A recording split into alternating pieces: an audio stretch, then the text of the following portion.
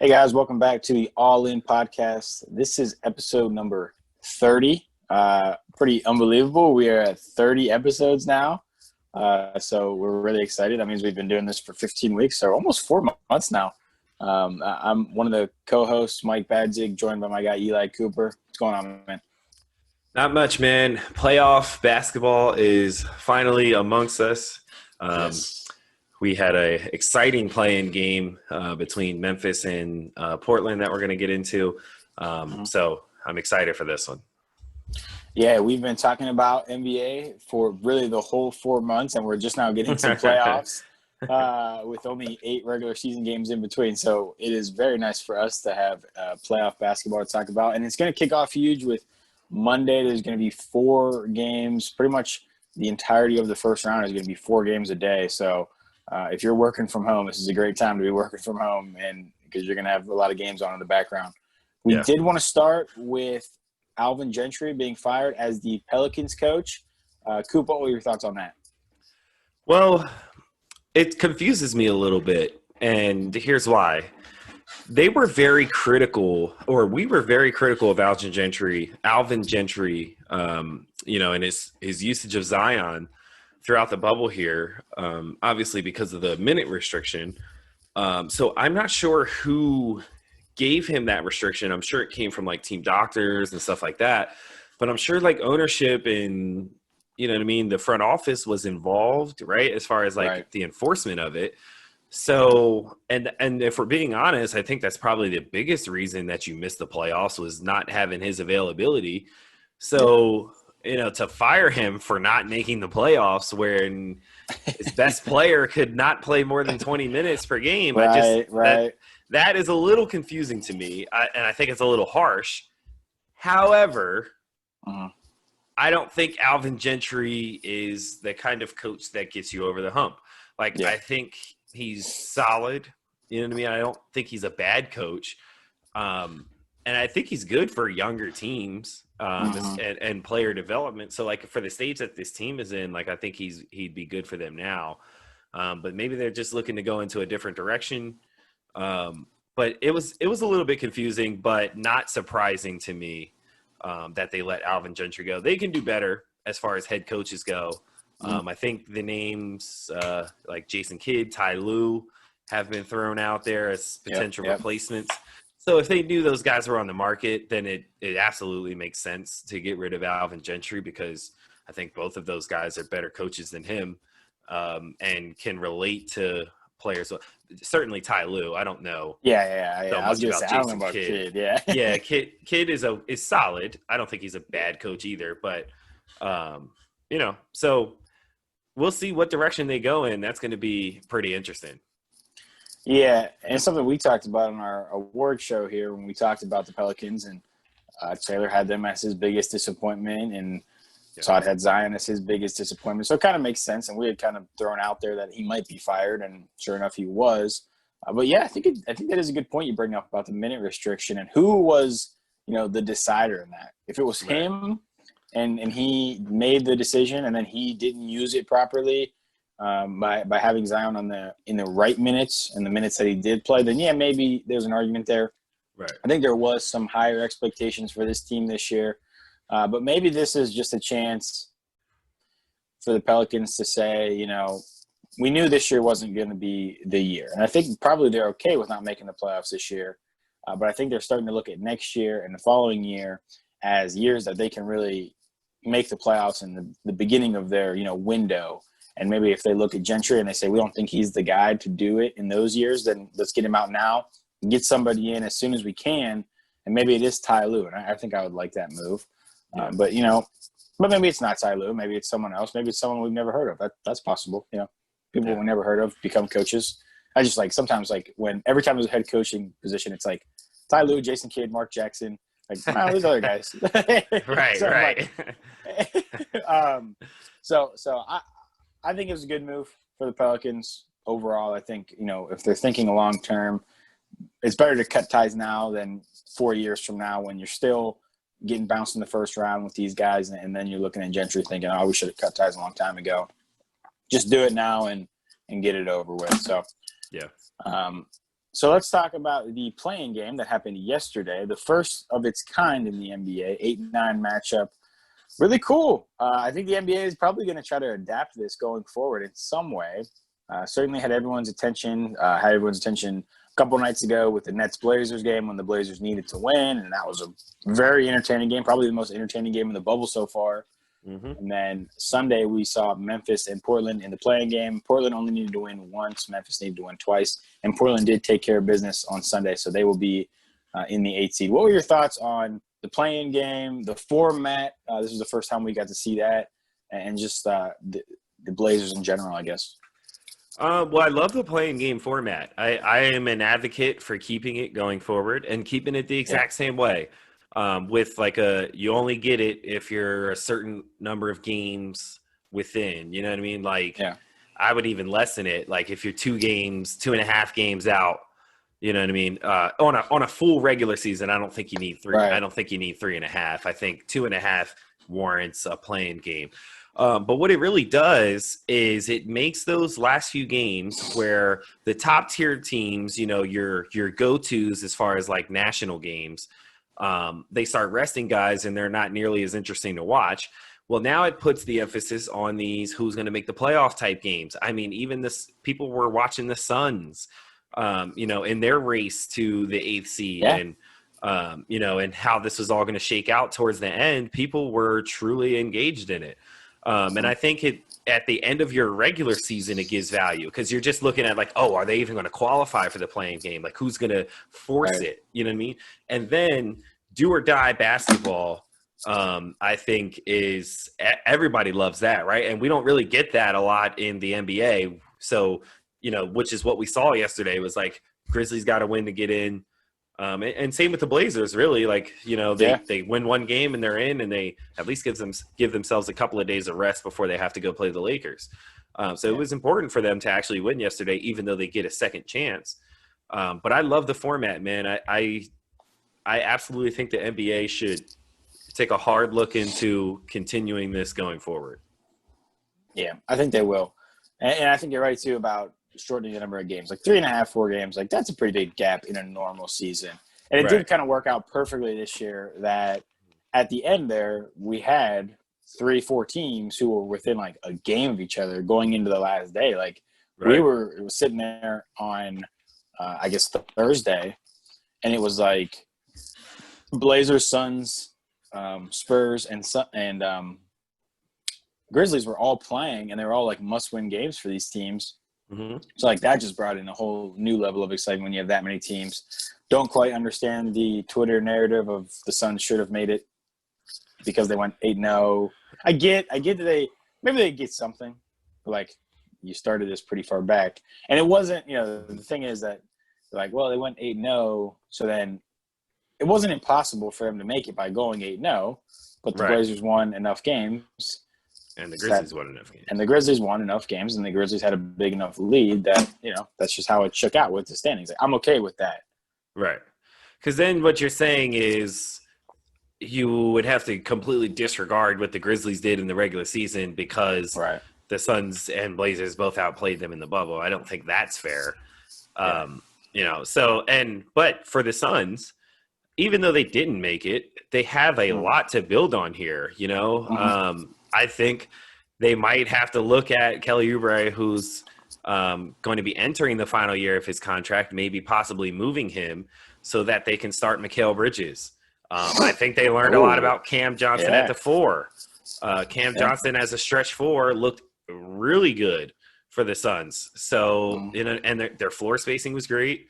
And obviously Devin Booker was a stud. So is he going to play like that for an 82-game season? Probably not. But I think moving Kelly Oubre opens the door for Mikal Bridges, who I think is the better defender. And that's something that they desperately need is defense in that lineup. So, you know, I think they learned a lot about themselves and have some key building pieces going forward. I'm excited about Phoenix in the future. Yeah, Phoenix was really cool to watch. Kind of out of nowhere. I don't think anybody expected that out of them. Yeah. I had jokingly on the pod one time said, well, what if Phoenix does something? I didn't think they were going to go 8-0. Yeah, no, I don't think anyone did. Yeah, so And the Spurs played really well too. Mm-hmm. They had a ton of young guys, and they just were balling out. And DeRozan was just old DeRozan. Last 5 minutes, he's a killer with that mid range, man. He's the analytic people hate him, but it works. It works in the crunch time. So, all right, that's all we got in the playing game. So then let's kind of transition. Today we are talking about the first round playoff series. We're going to go through each first round matchup, kind of talk about it, give a little prediction for each. So let's start in the West, and let's stick with the Blazers. They are going up against the number 1 seed Lakers. The Lakers have looked pretty shaky in the bubble. I think we would agree. Yeah. And the Blazers have looked good. A lot of people are now taking the Blazers to actually upset them in the first round. That's something I've seen a lot of on social media. So, Eli, the Lakers have won the season series 2-1. Obviously, Nurkic was not playing in those games, so I think that makes a difference.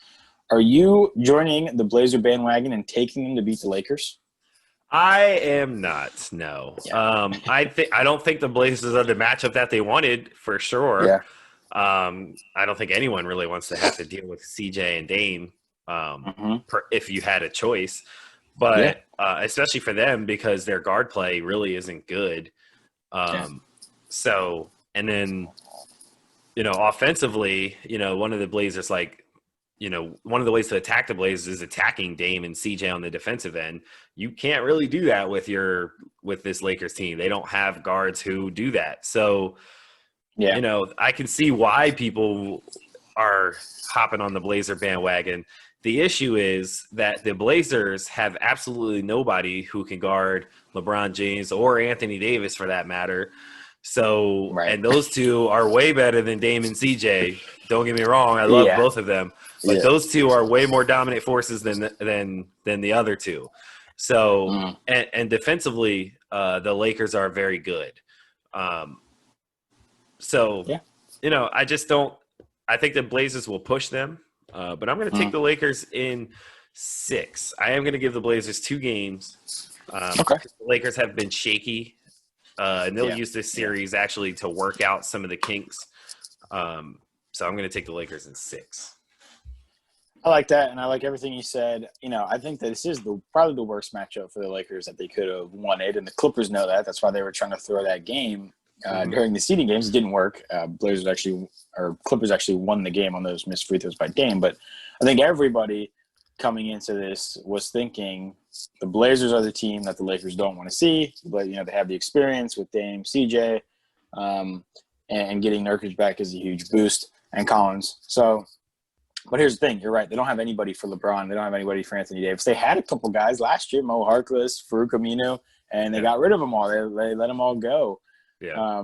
So what are you going to do with LeBron? Like, what are you going to do with AD? I just, really – oh, God. I hope they do. Exposed. Okay, never mind.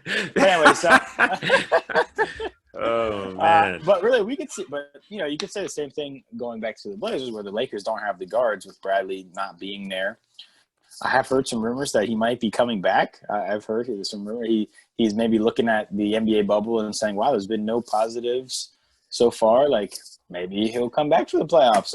I've heard some things. Just to piggyback off that, how do you have to be feeling right now if you're one of those people who opted out, obviously with COVID concerns, and then you see that they handled it so well there weren't any COVID concerns? It's like I'd be feeling some type of way, man. Yeah, I definitely would. And, maybe they don't. Maybe they just say, well, I didn't want to risk it, so they stuck out. But I would seriously be considering if I was one of the guys who sat out for these big teams, like just like Avery Bradley, like maybe I go back for this playoff run and try to win a championship. Like that's kind of a, you don't come around those very often. Maybe you try. But, they don't really have the defenders right now. Caruso is probably the best one on the perimeter to handle Dame or CJ. Maybe LeBron. We've seen LeBron in the playoffs before when there's a guard on the other team who is going off. He will occasionally just say, I'll do it. I'll guard him and try to put someone else on the guy he was guarding. Yeah. Especially when the other team doesn't really have like a dominant wing to guard. He will step up and say, I'll do it. Now, I don't know if year 17 is going to do that, but we've seen it before, even with like Derrick Rose. He did that with Rondo. When he did that. So you could see that. I just think the Lakers are going to be a little bit too much, and the defense for the Blazers is so bad. Now, the offense for the Lakers has been very bad. Yeah. They're averaging 98 points per 100 possessions here in the bubble. That's like the worst in the NBA, second worst in the NBA. So that's really bad. So that's a big concern. But you just trust LeBron. When LeBron says we're just feeling it out and we'll step up in the playoffs, you have to trust him because of his playoff record. So Right. I got Lakers 5 or 6. I'll go 6. Just maybe there's a game there in the beginning that the Lakers are still feeling out. So I'll go Lakers in 6 as well. Okay, next series in the West, we'll just do 1-8, then 2-7. So Clippers, Mavericks. Clippers nailed down the 2 seed. Mavericks didn't really have any competition for that 7 seed in the playing games. But they looked pretty good in a lot of their games. And Luka Doncic, obviously all season now has been establishing himself as one of the 6 or 7 best players in the NBA. And he certainly did that in the bubble with a lot of great games. Mm-hmm. The Clippers looked okay in the bubble. There are some serious arguments against the Clippers. See Nick Wright. But what do you think about this series here? Do you think the Mavs even have a chance? No, they don't have a chance to win it. I do think they'll steal a game simply because Luka Doncic and Porzingis are that good. Their offense is that good. They will absolutely steal a game, maybe a second. I don't know. I'm not going to quite go there, but I do like that. I do like what Dallas does offensively. They're one of the most lethal offensive teams in the league. They play this like 5-out style. They were smart enough to put Porzingis at the 5, something that the Lakers need to do with Anthony Davis to open up the floor. But they are smart enough to put Porzingis at the 5, him in pick and pop situations causes a ton of problems, and he also can roll. So they kind of do like what the Rockets offensive philosophy is. It's like a lot of Luka Doncic ball in his hands, but they also have secondary scorers and playmakers. And what I like more about Dallas's offense is, I think they have better shooters than Houston does. And I think they have more guys who can shoot and put the ball on the floor, like Tim Hardaway Jr., Seth Curry, Jalen Brunson. And I'm missing someone else who played really well in the bubble. Trey Burke off of the bench has been great for them. Yeah. Of course, a former Sixer earlier this year, but whatever. So, and then they got they've kind of moved, Porzingis and Maxi Kleber, and they kind of rotate these two at the 5. And they play Dorian Finney-Smith as like a small ball 4. And it works, man. Their floor spacing is tremendous, and it's why Luka has like so much room to operate, because he has 4 other guys who can shoot around him. And it makes the game simple for him. Their problem though is defensively. Like of all these guys that we've named, none of them are really good defenders. Like Dorian Finney-Smith is a pretty good defender. But other than that, no one else really is that good defensively for them, which is something that really, with the pieces that they have, that's really all they'll need to look for. Is a couple more two-way guys, and this Dallas team could be ready to compete in a couple of years. But for now, the Clippers are the better, more experienced team as well. So I'm going to take the Clippers in 5 here. I like that pick. I will agree with you again. Clippers in 5. I think, they're just going to be able to throw some guys at Luka. I'm guessing Kawhi is going to be on him for a while. I'm guessing Paul George is going to be on him at other spurts. So that's going to be tough for Luka. And he really is, they do run a Houston style of offense. Maybe there's a little more cutting than standing around in Dallas, which makes it a little bit more appealing to watch for me anyway. But Dallas has been a really good story to take kind of a bunch of Luka, KP, and a bunch of misfit toys really, and have a really good season. I know they're the 7th seed, but they're like 10 games over 500. I think in other years they could have been pushing 5 or 6, or maybe even 4 seed with their record. So good for them. We'll see with the Clippers, man. We'll see if they turn it on here. You'd like to think that Kawhi and Doc Rivers have a second switch that they're going to turn on here when the playoffs start, kind of like what we talked about with LeBron. Yep. We'll see. I mean, normally Kawhi does perform really well in the playoffs, and certainly last year he was the best player in the playoffs. That was a LeBron-less playoffs. But, I'll go Clippers in 5 as well. I think that'll be an entertaining series, even if, I think every game is probably going to be close. or entertaining at least. But, the Clippers just have enough veteran leadership that they're going to be able to pull games out at the end of games. So, all right, let's do the 3-6 matchup, which is Utah versus Denver. Denver swept the season series 3-0. Utah did not look great with the roster they had coming into the bubble, but I think they performed pretty well. Denver's going with this big squad a lot of the time. Bull has emerged. Michael Porter Jr. has emerged, not only as a crazy conspiracy theorist, but as a pretty good basketball player. So, Denver, Utah, what's the pick here? I'm going with Denver. I think they're flat out the better team. Michael Porter Jr. has been very good. There's never really been a question about his offensive talent at all. Yeah. Really, he was a possible number one pick when we're talking about him coming out of high school. And obviously, the back injury scared a lot of teams off. Yep. Rightfully so, because they're extremely hard to come back from. I thought the Sixers should have took a flyer on him in that draft, but again, it's just me ranting a little bit. But the kid can score. His other big issue is defense, and it's something that Mike Malone has been on him about. You know what I mean? That's really what's been limiting his playing time now that he's healthy, is his defense. So, but other than that, the kid can play. And this Denver team has a lot of talent. Obviously Jokic is one of the best big men in the league.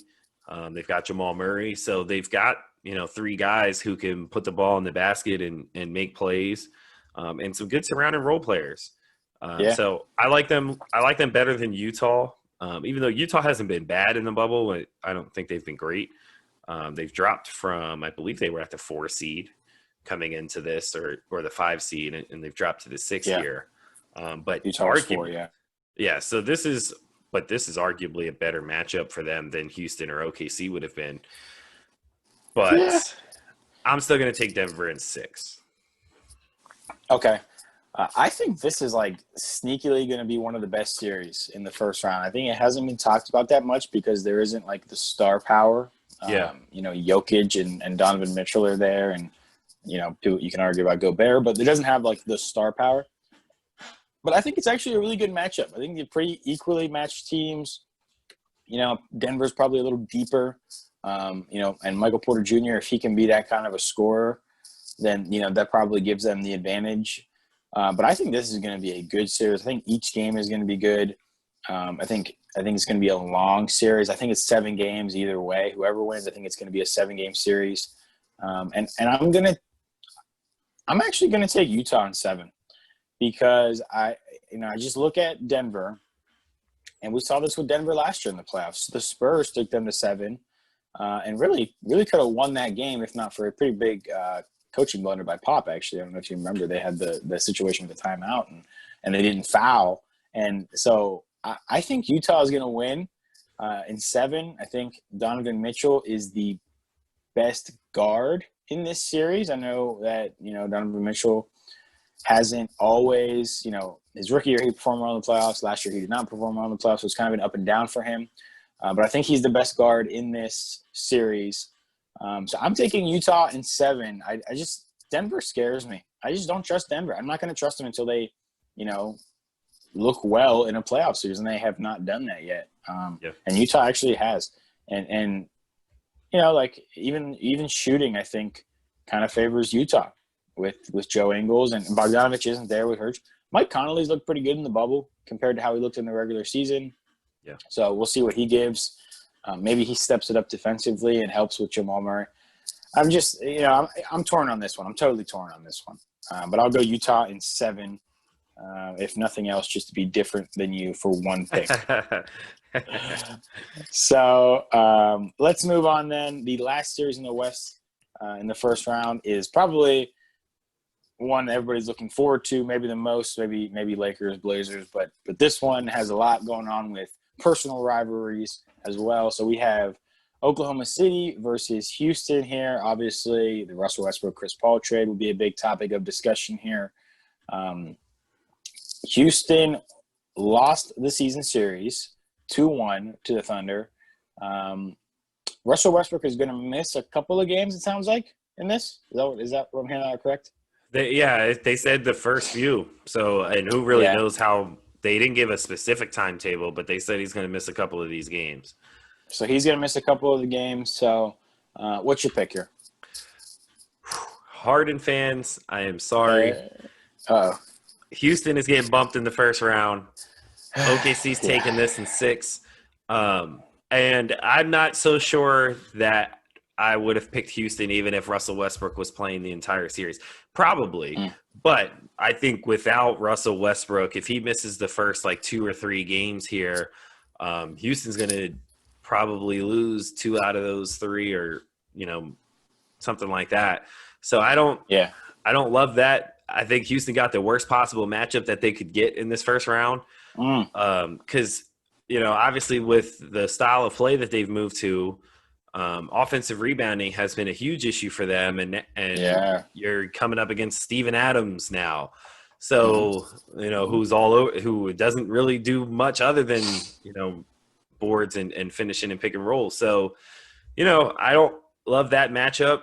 Chris Paul looks incredible right now. Yes, he does. And has all year, and he's been extremely clutch. I think the trade away from Houston was a wake-up call for him, and obviously he made some big changes in the offseason that have helped his game tremendously. But I don't really see how Houston replaces Russ's production. You know what I mean? Because the point of the moving Capella and going to this super small ball lineup was to actually increase Russ's efficiency, because James Harden is James Harden, right? It was really to increase, have more spacing for Russ. Well, now you don't have that. So who steps into his spot in the lineup? Austin Rivers? I don't love that. You know what I mean? So, and then, I think OKC's really good defensively too. Especially from the guard position, Chris Paul is still a pit bull on the defensive end. Shea is a very good defensive guard. Something that Chris Paul has been taking, SGA under his wing about is guarding these elite point guards every night. So, I don't love the matchup. I got OKC in 6. Yeah. This is tough for Houston to be out without Russell Westbrook. They did. You're right about the small ball thing. That was for Russ, and it worked really well for Russ. He started playing really, really well whenever they did that. And he gives you a lot rebounding-wise from the guard position, and they're going to be missing that. It's going to come down to these guys here, and this is a bad matchup for them because, Harden, whatever, he's going to beat his man every time. He's pretty unguardable at this point, just because of the way that he plays and the rules of the way they're set up. He's pretty unguardable. So he's going to beat his guy. But then he's got Steven Adams sitting back there by the hoop a lot of the time. So he's going to have to kick out, and he's going to be reliant on these shooters. He's going to be reliant on Daniel House or, Ben McLemore to hit shots, PJ Tucker to hit shots. And as we talked about in the previous episode, they really haven't been doing that at a very high clip this year. Now they're going to shoot 63s a game probably. Right. So, maybe they don't need to hit as high a percent. They're just going to hit so many that it becomes a, just a numbers game. But, I just don't like it. I just don't like that style. And I don't think that works against a Chris Paul-led team too, because I think they're going to be playing right. I think Chris Paul is going to have those guys ready to go. Yeah. And SGA is probably going to take, this could be, he's been coming out all year, but this could be a real coming out party on these national games, these playoff games, where we're like, dude, this guy's special, because he is. I think if we look back at that draft, and when you do a redraft on that year, he'll probably be top 3 or 4. So, and I like the other pieces that Oklahoma City has. Billy Donovan's a finalist for Coach of the Year. I don't know if that means he's a good coach, but he might be able to figure something out. And the thing about Houston is, whenever you play a style that's different than anybody else, it works a lot of the times in the regular season because teams don't have a lot of time to prepare. It's we played in San Antonio last night. Now we got a game in Houston tonight. What are we going to throw together to try to stop this? We don't really have that much time. Let's just do what we normally do, and it might work. We'll try to make in-game adjustments. Well, now we've seen this in the playoffs over and over again with Kerr and how he was able to make adjustments against these guys. When you give teams more time, when you give professional coaches more time, and especially when they're down a guy like Russ, Yeah. I would think that Billy Donovan will be able to figure out some kind of scheme that will at least slow Harden down and make these other guys beat him. Now, if these other guys beat him, they beat him. Right. But I think they'll live with that if you're the Thunder. And I agree with Thunder. Thunder in 6 for me as well. And to one final comment that I want to make about the Russ being out is a lot of teams, what they were doing was sending that double at James Harden, right? Like as soon as he comes across half court, they were doing that even with Russ on the floor, right? And then, James Harden was hitting Russ, and then he was the one getting downhill, making the plays. Well, now it's like, okay, well, I'm even more enticed to trap you when your next pass is going to be to Austin Rivers or Eric Gordon, and those are the guys that we're going to be relying on making the next play, you know, either for themselves or for someone else. That's what I want. I don't want James Harden, making all the decisions. I want these other guys making the decisions. So, like, from the door, if I was OKC, I'd come out trapping him. Like, don't even let him get into a rhythm. And then, you don't give it to him all game. Yeah. Because you never want to show him the same looks. But, like, from the door, I'd get the ball out of his hands and see what these other guys are going to do with it. So you can kind of make your defensive game plans off of, an in-game adjustments from there. But, like, again, I have no faith in these other guys in being able to step up and replace at least some of Russ's production to help them win the series. Yeah, and you're exactly right about how they were playing them. He would kick it over to Russ, and then it's like Russ in a 4-on-3. Yep. That's exactly where you want Russell Westbrook. Mm-hmm. It's kind of, like in a 5-on-5, you might not want Russell Westbrook as much. He still has the ability to be dominant at times, but in a 4-on-3, that's definitely where you want a guy like that.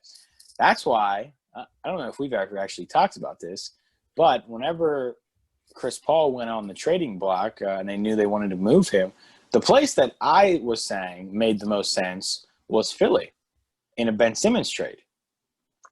Because if they could have got Ben Simmons, he also would thrive in a 4-on-3 type transitional role.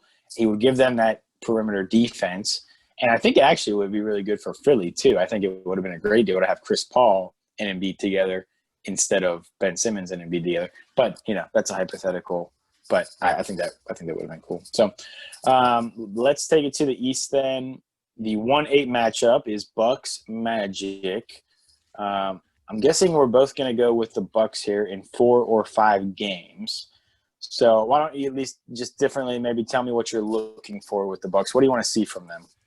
Assuming you're picking them in 4 or 5. I want to see more continuity from them on the offensive end. They struggled really, and but more importantly, I want to see them get back to being that legendary defensive team that they were all year. I thought they were pretty lackadaisical there, and I know like for a couple of games they were missing Bledsoe and Connaughton had missed a game or two, so that doesn't help. But in this bubble, they were not good, and then finish it off with getting blown out by the Grizzlies. Not sure how much they cared about that game, or any of these seeding games for that matter, because they had the 1 seed locked up. So, it's not easy for everyone to just like turn that switch on. You know what I mean? So like, LeBron's been doing it his whole career. So like, we know he's going to do it, but from, Giannis, that's not, you haven't built that reputation yet. You know what I mean? And neither have his teammates of where the switch can be turned on and off at any time. They have not been that good for that long. So they're certainly going to have to work and figure out whatever issues they have that was causing their poor play in these seeding games. There's not really a better team to do that against than the Magic because they're not necessarily a threat to you. But I think like I wouldn't be surprised if the Magic stole like one of the first 2 games just as like a wake up call for these guys. Like, okay, like let's really, really get it in gear. And I think that's exactly what's going to happen. They'll still like the second game, I think. And then the Bucks will win 3 straight and end up winning it in 5. Yeah. I could see that for sure. I think the Bucks, they are a great team. And, this is something that I've talked about before is, we assume that they're a great team because of how great they were in the regular season before the seeding games. Yeah. But there was a 4-month layoff. Like, that's a long layoff. Yeah. So, I agree with everything you said. I think Bucks win in 4, though. I think that they'll just pick it up here where they left off, hopefully for them anyway. So, Bucks 4 or 5. It shouldn't be that big of a problem. Maybe the Magic do steal one just to kind of kick them in gear. Maybe they need that. Wouldn't be bad for them, I don't think. So, okay, the 2-7 matchup is my Raptors against the Nets. I'll tell you, I was a little bit nervous watching that Nets-Blazers game, trying to figure out what we're going to do with Karis LeVert and Joe Harris. So, Raptors, Nets. You sticking with the Raptors here? I am, and this will be the first sweep. Oh, wow. If I were you, I wouldn't be concerned about Karis LeVert or Joe Harris because the Raptors are a team that does not take possessions off defensively. So, and they certainly have the wing defenders to handle, especially Karis LeVert, who I like a lot. Don't get me wrong, and he'll probably have a decent series, but not to the point where I don't think he'll light the Raptors up to win them games. So I think the Raptors look really good in their seeding games. I think they picked up where they left off, and I don't think the Nets, without their 3 best players, are equipped to even get a game out of this series. So I'm going with the Raptors in 4. Yeah, I'll do Raptors in 5. I wouldn't be surprised if, kind of like what you're talking about with the Magic, if the Nets get one in the first 2 games there. Mm-hmm. Kind of like what we saw with the Raptors last year against the Magic, actually, where the Magic stole game 1. So, the Raptors, I trust them. They've looked great in the seeding games. So, you just wonder about the star power sometimes. But I think they'll be fine. I think Raptors in 5. The Nets have looked good, though. I don't want to discredit them, but they just don't have enough in winning time. I just wonder who it's going to be, and probably LeVert. Hey man, LeVert looked really good against Portland. He's got a bright future as well. So all right, let's go to your team then. My team to your team, which is Philly. They drew Boston in the 3-6 matchup. Ben Simmons obviously out. Does that help or hurt you? And you're picking the Sixers to win. I mean, it hurts us defensively because ideally you'd like him guarding Jason Tatum. I think that's a pretty solid matchup in the Sixers' favor defensively. But from an offensive standpoint, I think we're better off without him. So it sucks, man, because you can't really know how this will impact the Sixers. Now, Boston is the team that I would have preferred to see here in the first round of pretty much anyone else besides the Pacers. So, I'm not upset about it, and I think the Sixers do have a chance to win this series. But Embiid's going to have to be like dominant, like completely unguardable. And then these other guys are going to have to step up and make shots. Alec Burks has been, really good in the bubble so far. So, if he can continue that play in the playoffs, which we'll see, that could certainly help. But these other guys are going to have to like step up and make shots. They're going to have to space the floor. But defending like Jaylen Brown and Jason Tatum is going to be a little bit of an issue, I would say. Yes. Even though Josh and Matisse are both very good defenders still in their own right. I just think it's a lot easier when you have Ben Simmons in that mix defensively, because we also need to find someone who's going to guard Gordon Hayward. So, that's going to be interesting to see how Brett figures out those matchups of who's going to guard who. But to me, if we can slow down Tatum, it gives us a really good chance. And then I'm not sure what kind of health percentage Kemba is at yet. But if Kemba's being regular old Kemba, that's another issue that we have to deal with. You know what I mean? And probably the biggest one. So Brett needs to figure out, really even more than who's going to guard Jaylen Brown and Tatum, is how we're going to guard Kemba Walker in pick and roll situations. Not even like who his primary defender is, but what he's going to do with Embiid guarding in pick and rolls, because Kemba's very good in those situations, from getting into the mid-range or forcing switches, and he's going to abuse Embiid if he gets him out on switches, so you can't do that. They need to figure out what they're going to do, whether they're going to blitz him and make Tice and Cantor, make decisions on the roles and stuff like that. So, we'll see what kind of game plan Brett comes up with. But I don't have a lot of faith in the Sixers here, so I'm going with Boston, and I'm going to give Boston in 6. Okay. Yeah, I think that not having Simmons hurts you guys big time here just because of the defense. Now, offensively, maybe you figure something out where you're just going through Embiid and Tobias.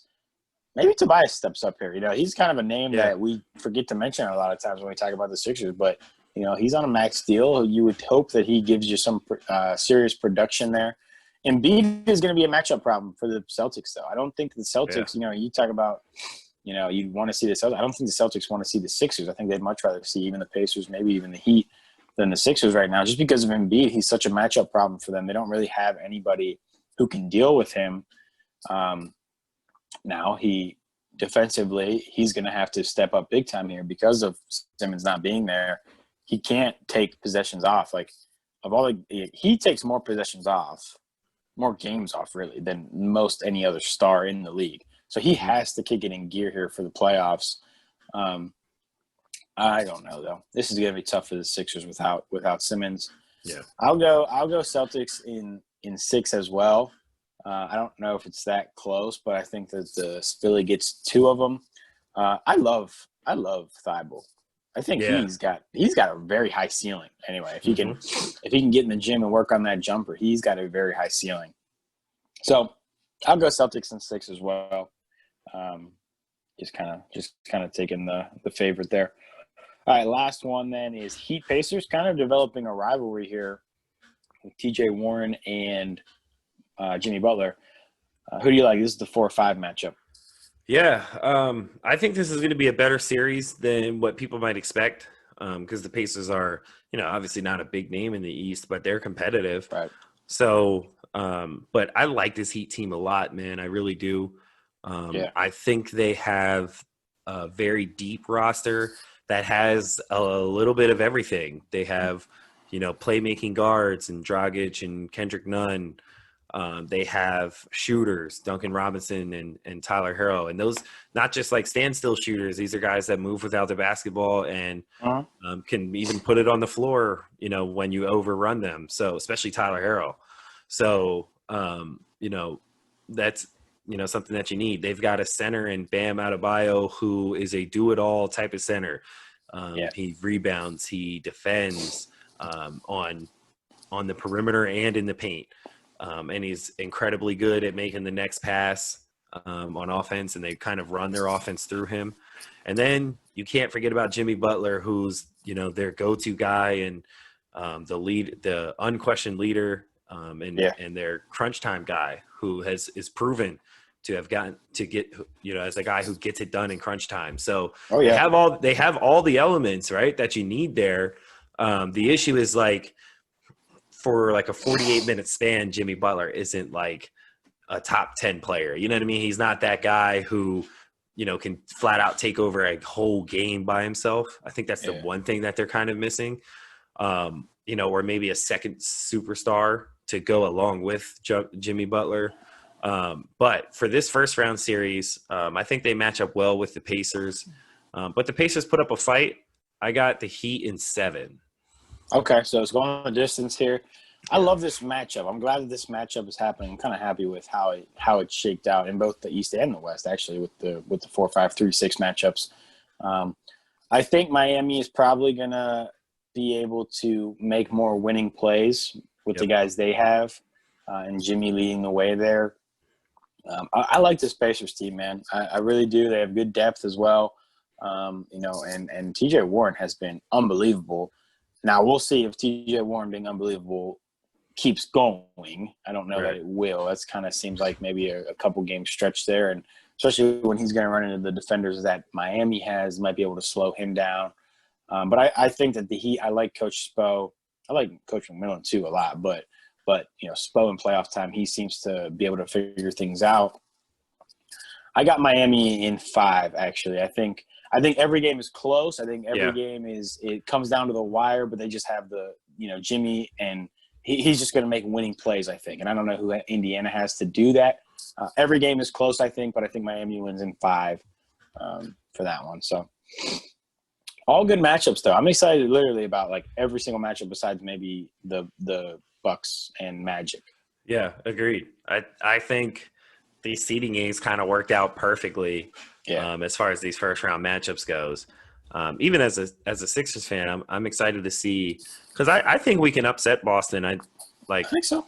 On a scale of like 1 to 10, I have like a 5 confidence rating that we can pull off that upset. So, I'm certainly going to be tuned in for that, and hopefully Embiid is just so dominant that it gets us out the first round. Yeah, it's going to be awesome. Kicks off Monday, a quadruple header, and really every day is going to be a quadruple header. So, and we're going to be talking about it all playoff long. This is going to be our main topic, really throughout the playoffs, and then really till football starts is going to be basketball. Now, we'll mix in some other stuff, of course, and have some guests. But, Eli, there's a lot going on in All In Network and things that we're doing. Why don't you talk to people about that? Yeah, so we got quite a bit going on. We are adding a new podcast to the network, the Beast Gaming Podcast by LaQuinn Thompson. His first episode is actually debuting Wednesday, August 19th, so stay tuned for that. Should be coming available on Spotify and Anchor. I don't think he's quite on Apple yet, so we're waiting for that clearance to come in, and you will be able to hear his audio there. Obviously, he will have his own channel here on the YouTube, so stay tuned for that. We also have a new staff writer, my brother Kyle Cooper, who's very good with daily fantasy and spread betting for sports betting and things like that. He will be doing a regular blog called our All In DFS and Bets. He actually released his first episode, his first article back on August 13th. So stay tuned for more of that. And then Rain and Bliss just dropped a new episode on Thursday, and their YouTube video just came out yesterday as well. All In Politics released yesterday. They have their full episode is available on our channel, and even some clips and highlights from their show, which is something we're going to start doing more, is releasing, small, short highlights for you guys to catch, specific parts of our show. But you'll also still be able to catch our full videos on our channel as well. Yeah, we're really excited about adding that component to the YouTube channel. Maybe if you're running short on time and you want to just catch some highlights, you can do that on the YouTube channel. All In Politics. Make sure you guys check that out. Really good conversation about Kamala Harris and her being selected as the VP, which we're very excited about. Yes. Lots going on, guys. We updated our website, allinnetwork.net, to incorporate a lot of this stuff. So make sure you're going there. That's where you can find Kyle's daily fantasy blog, as well as the articles that we post and other writers post for us. Allinnetwork.net. teespring.com/all-in-network. You can still get merch to support the network. Yeah, and we are just keep on chugging along here, guys. So this was episode 30, 30. We've been doing this for a while now. So All In Politics, guys. All In Politics. All In Politics is available on this YouTube channel. You can go watch them next. But this was the All In Podcast with Mike Badzik and Eli Cooper. Thanks for watching, guys. Thank you guys for tuning in. We'll see you on Thursday.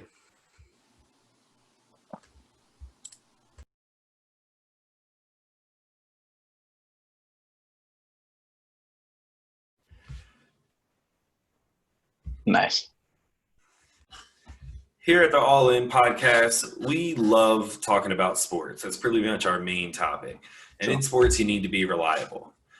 Well, what's more reliable than Tavon's Lawn Care, LLC? It's a Black-owned family business in York, PA. Tavon's Lawn Care, or TLC for short, since they provide each job with tender love and care, has been in business for over 10 years. Founded by owner Tavon Parker, TLC aims to provide employment for underprivileged youth while providing great service at a reasonable rate. You can visit Tavon'sLawnCareLLC.com or Tavon's Lawn Care on Facebook and Instagram to view their portfolio and request your cost-free quote now. So if you need any kind of lawn care or landscaping job, visit Tavon's Lawn Care for your landscaping needs.